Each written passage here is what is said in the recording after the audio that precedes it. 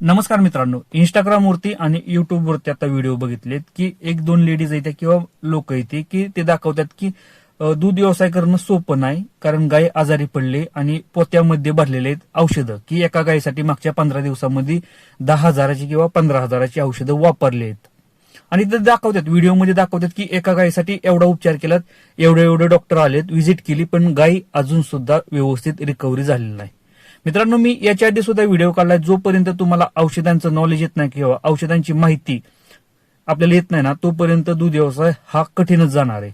कारण मित्रांनो, एवढ्या औषधांची गरज दूध व्यवसायामध्ये खरंच नसते मित्रांनो. कधी कधी मित्रांनो 100 रुपयाचं इंजेक्शन सुद्धा तुमची गायी नीट करतं. आणि तेच मी व्हिडिओमध्ये सांगणार आहे की कोणती औषधं वापरायची, कशा प्रकारे वापरायची. मित्रांनो, तुम्हाला 10 आणि 15,000 रुपये घालवायची गरजच पडणार नाही. जिथं 200-300 रुपयात गाय नीट होती ना मित्रांनो, तिथं 15 आणि 20,000 रुपये लोक आज घालवतात, तरी सुद्धा गायी व्यवस्थितपणे रिकव्हरी होत नाही.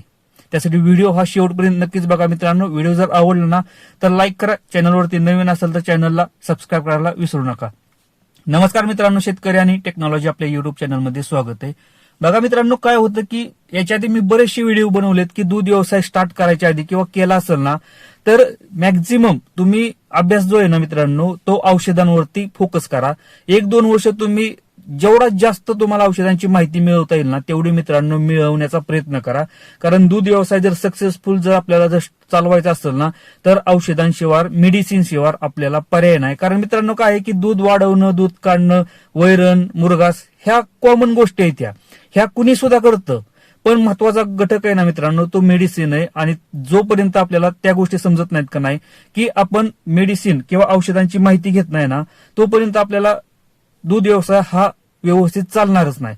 कारण मित्रांनो, मी मागच्या 2 ते 3 दिवसापासून व्हिडिओ बघतोय. मी बरेचसे व्हिडिओ हे बघत राहतो इंस्टाग्रामवरती चांगल्या लोकांचे की बऱ्याचशा गोट्यांमध्ये 50-100 गाय येत्या आणि तिथं आजारी पडल्यानंतर त्यांनी व्हिडिओ टाकलेत मित्रांनो की असे पोत्यात बाटल्या भरल्यात मित्रांनो. पोती जे की आपण पिंडीची पोती वापरतो ना, त्या पोत्यांमध्ये अख्खी ठिकी भरलेली आहे ती की एवढी 15 दिवसामध्ये मेडिसिन वापरलेली आहेत. आणि त्याचं बिल सुद्धा दाखवतात की 10,000-15,000 रुपयाची मेडिसिन आणल्यात मित्रांनो, तरी सुद्धा ती काही रिकव्हरी झाली नाही.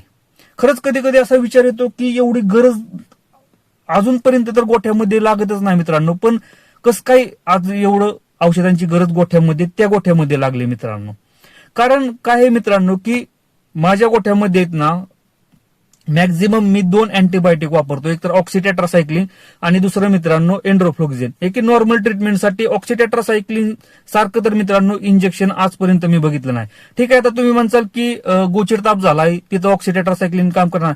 पण मित्रांनो, गोचिड ताप आपल्या गायींना, समजा तुमच्या गोट्यामध्ये 10 गायी किंवा 15 गायी येत्या, वर्षातून एकदा दोनदा एखाद्या गायीला होतो, त्या टायमिंगला आपण ते 1400-1500 रुपयाचं बुटालेक्स औषध आणू शकतो ना मित्रांनो. किंवा मास्टायटिस झाला त्या टायमिंगला 3rd जनरेशन 4th जनरेशन आपण औषध आणू शकतो. पण मित्रांनो, ऑक्सिटेट्रासायक्लिन सारखं औषध अजूनपर्यंत नाही. कारण काय की प्रायमरी स्टेजला जर तुम्ही जर त्याचा व्यवस्थित जर वापर जर केला का नाही तर प्रायमरी स्टेजलाच गायी रिकव्हरी होतात. 90% जी 10% आपण म्हणू शकतो की गायीला बेबोसिस म्हणजे की लाल लघवी करायला लागली तिथे आपल्याला बेर्निल वापरावंच लागणार आहे, किंवा गायीला गोचिड ताप झाला तिथं आपल्याला बुटालेक्स वापरावंच लागणार आहे की त्यासाठी ज्या त्या आजारावरती. पण मित्रांनो, प्रायमरी स्टेजला जर गायी जर तुमच्या जर नीट होत असतील ना तर बाकीचं एवढी गरज पडत नाही. कारण मित्रांनो, एक गोष्ट लक्षात असू द्या, काय होतं की अँटीबायोटिक आहेत ना, जेवढ्या चांगल्या ना त्याच्यापेक्षा घातक आहेत त्या जनावरांसाठी. एकापेक्षा जर जास्त जर अँटीबायोटिक आपल्या गायीला जर लावल्या गेल्या का नाही मित्रांनो, अँटीबायोटिक जर एकापेक्षा जास्त जर वापरण्यात आले का नाही तर लक्षात असू द्या, तुमच्या गायी ह्या लवकर रिकव्हरीच होणार नाही. त्यासाठी महत्वाचं काय आहे माहितीये का की डायग्नोस, म्हणजे की आपल्या गायीला नक्की आजार काय झालाय ना तो सगळ्यात पहिल्यांदा आपल्याला ओळखता आलं पाहिजे. कारण काय होतं की अँटीबायोटिक एकच असते मित्रांनो.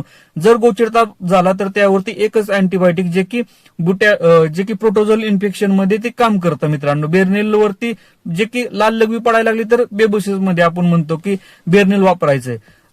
आपल्याला प्रॉपर आजार हा सापडला पाहिजे मित्रांनो, तरच ती गायी एका अँटीबायोटिक मध्ये रिकव्हरी होणार आहे. नाहीतर काय होतं की आता मी बरेचसे व्हिडिओ बघितलेत ना ते की त्यांना लिक्विड आणून पाजलंय, सलाईन लावलेले आहे, त्यामध्ये ड्रिप दिलेली आहे मित्रांनो, आणि अँटीबायोटिक बऱ्याच प्रमाणात वापरलेले आहे. त्या एवढ्या गरजच पडत नाही. त्याच अँटीबायोटिक मुळे मित्रांनो त्या गायीला नाही तो उद्योग झालेला असतो. कारण काय होतं की अँटीबायोटिक जेवढ्याच चांगल्या ना मित्रांनो तेवढ्याच घातक सुद्धा येत्या, तेवढ्याच ताणतणाव सुद्धा करतात. काय होतं की मित्रांनो एक गोष्ट लक्षात असू द्या की अँटीबायोटिक एकदा आपण दिलं का नाही ती त्याचं काम करतं, पण दुसऱ्या दिवशी काय होतं की गाय खात नाही किंवा गाय लवकर रिकव्हरी होत नाही. प्रॉब्लेम काय असतो माहितीये का मित्रांनो, एक गोष्ट लक्षात असू द्या, गाय आजारी पडते का नाही त्या टायमिंगला आपण अँटीबायोटिक दिलं जातं. अँटीबायोटिक दिल्यानंतर जो की व्हायरस असेल, बॅक्टेरिया असेल किंवा प्रोटोझोआ असेल मित्रांनो तो तिथं मेला जातो किंवा त्याची ग्रोथ संपते. पण बऱ्याचशा म्हणजे प्रत्येक टायमिंगला काय होतं मित्रांनो की अँटीबायोटिकनं तर त्याचं काम केलंय, पण अँटीबायोटिक जाता जाता गायला ताण देऊन जातं, ट्रेस देऊन जातं. इंटरनल जे ऑर्गन्स आहेत ना मित्रांनो, लिव्हर असेल किंवा किडनी असेल जे काय असेल त्यावरती ताण येतो आणि त्यामुळे ती गाय खात नाही पित नाही. यावरती सपोर्टिव्ह ट्रीटमेंट, त्याला मेटाबॉलिक डिसीज म्हणतात मित्रांनो. यामध्ये काय होतं की गायीचं कॅल्शियम असू द्या किंवा गायीचं फॉस्फरस, मॅग्नेशियम, आयरन असू द्या, ह्या गोष्टी कमी झालेल्या असतात. काही ना काही गोष्ट कमी झालेली असते मित्रांनो आणि त्याचा ताण त्या जनावरावर आलेला असतो. त्यामुळे सपोर्टिव्ह ट्रीटमेंटमध्ये मी याच्या आधी सुद्धा सांगितलंय की आपल्याला आयरनचं इंजेक्शन द्यावं लागणार आहे, फॉलिक ऍसिड वापरावं लागणार आहे, ट्रायबिवेट, बी कॉम्प्लेक्स वापरावं लागणार आहे, फॉस्फरस सुद्धा वापरावं लागणार आहे. ह्या जर गोष्टी जर व्यवस्थितपणे वापरल्या ना दुसऱ्या दिवशी मित्रांनो, तुमची गाय आहे ना दुसऱ्या दिवशी खायला चालू करते. पण प्रॉपर ट्रीटमेंट पाहिजे. तुम्ही 10-15 हजार रुपये जर घालवत असाल ना एका गायीसाठी तर प्रॉपर ट्रीटमेंट होतच नाही मित्रांनो त्या गायला. कारण काय होतं की कधी कधी मेटाबॉलिक डिसीज हा आजार गायला झालेला असतो. आता मेटाबॉलिक डिसीज मध्ये काय मित्रांनो की कोणतंच त्याला व्हायरस किंवा कोणतं बॅक्टेरियल इन्फेक्शन नसतं गायला. गायचं काय झालेलं असतं, एकतर फॉस्फरस कमी झालेलं असतं, कॅल्शियम कमी झालेलं असतं. आता कॅल्शियम झाल्यावर तर आपल्याला माहिती आहे गाय खाली बसते बरोबर, किंवा मॅग्नेशियम असू द्या, काय ना काय आयरन असू द्या, काय ना काय गोष्टी कमी झालेल्या असतात. म्हणजे मेटाबॉलिक डिसीज मध्ये काय होतं, एक तर हे वाढलेलं असतं किंवा कमी झालेलं असतं आणि त्यामुळे ती गाय आजारी पडलेली असते. आणि गायी आजारी पडून झाल्यानंतर ना मित्रांनो ह्या गोष्टी त्या गायीमध्ये होत राहतात की मेटाबॉलिक डिसीज हा होतोच मित्रांनो. त्यासाठी सपोर्टिव्ह ट्रीटमेंट आपल्याला द्यावी लागते आणि जोपर्यंत सपोर्टिव्ह ट्रीटमेंट आपण देत नाही ना व्यवस्थितपणे त्या गायीला, तोपर्यंत ती गाय तुमची व्यवस्थित खाणार नाही. पण दुसऱ्या दिवशी तिसऱ्या दिवशी जर कंटिन्यू जर अँटीबायोटिक जर वापरत गेला तर एक गोष्ट लक्षात असू द्या, तुमचं 10-15 हजार रुपयाचं तर 100% बिल होणारच तुमचं, पण तुमची महिना दीड महिना गाय तुमची उपजारच येणार नाही. आणि जिथं तुमची गाय 20, 25, 30 लिटर दूध देत असेल ना ती गाय 2-3 लिटरवर कधी कधी आटून सुद्धा जाणार जाग्यावर. कारण मित्रांनो अँटीबायोटिक जेवढं चांगलं ना तेवढंच घातक आहेत. त्यासाठी मित्रांनो सगळ्यात महत्वाचं दूध व्यवसायामध्ये मेडिसिनची माहिती घ्या. मेडिसिनची माहिती जोपर्यंत आपल्याला भेटत नाही ना तोपर्यंत दूध व्यवसाय तुमचा सक्सेसफुल कधीच होणार नाही. कारण एका गायीवरती जर तुम्ही जर 10-15 हजार रुपये जर खर्च करत असाल ना तर तुमच्या गोठ्यामध्ये 50 गाय असू द्या, तुम्ही 200 लिटर दूध घालू असू द्या, तुम्ही महिन्याला 1 लाख रुपये कमवा. तुमचा सक्सेसफुल डेअरी फार्म तो नाही मित्रांनो. ज्या गायीवरती जिथं तुमची 100, 150, 200 रुपयात गाय रिकव्हरी व्हायला पाहिजे त्या गायीला जर तुम्ही क्रिटिकल कंडिशन मध्ये जर घेऊन जात असाल ना तो सक्सेसफुल डेअरी फार्म कधीच होऊ शकत नाही मित्रांनो. व्हिडिओ जर आवडला